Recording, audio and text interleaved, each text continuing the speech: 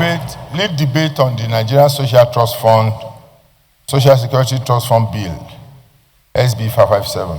Mr. President, distinguished senators, permit me to lead the debate on the general principles of Nigerian Social Security Trust Fund Bill 2025. The bill was read for the first time in this chamber on 25th of September 2024.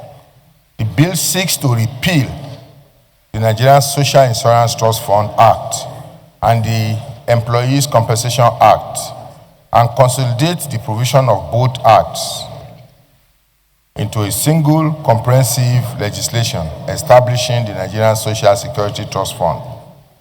The purpose of the consolidation is to harmonize existing laws on social insurance and employees' compensation, eliminate duplication of functions, and create a unified legal framework for the management of social security in Nigeria.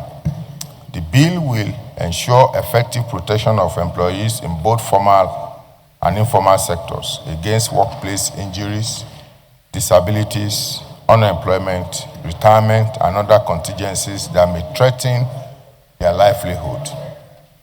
The objectives of the bill are to harmonize existing laws by consolidating the provisions of Nigeria's Social Security Trust Fund Act and the Employees Compensation Act into one unified legal framework, establish the Nigerian Social Security Trust Fund as a central institution for management, administration, and disbursement of social security funds in Nigeria. Number 3, expand social protection coverage, ensuring that workers in both formal and informal sectors benefit from schemes addressing employment injuries, disabilities, unemployment, retirement, and health contingencies. Guarantees sustainable financing through the pooling of contributions from employers, employees, government, and other approved sources for the effective management of social security. Number 5, ensure accountability and transparency by streamlining governance structure and eliminating duplication of functions in the administration of social security. Finally, align with international best practices in labor protection and social insurance consistent with International Labour Organization standards and global social security norms.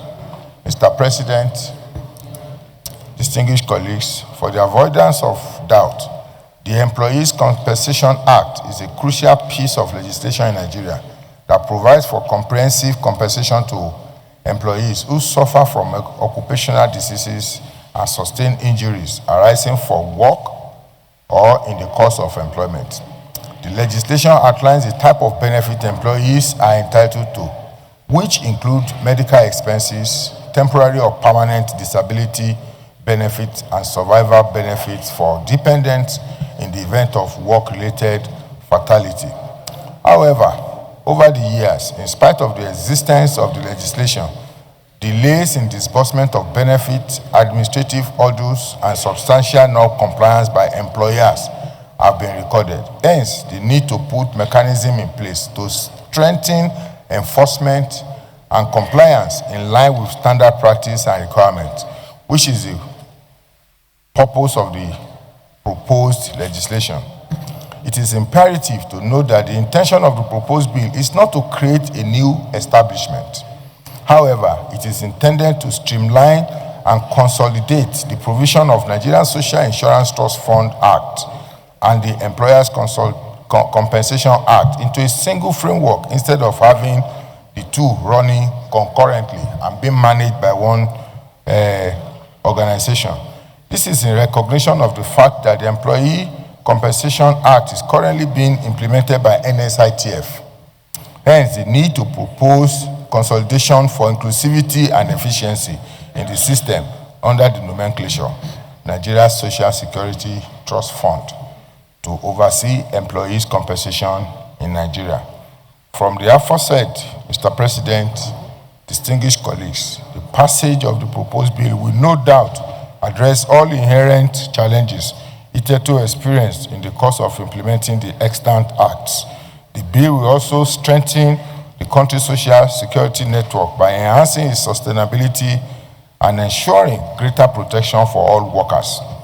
including those in the informal sector, in line with evolving social and economic needs, while maintaining fairness in its implementation. The proposed bill has no additional financial burden on the Treasury of the federal government, since the implementation of the bill will be carried out by an existing statutory body upon passage. Mr. President, thank you for this opportunity, and I applaud my colleagues to kindly support this.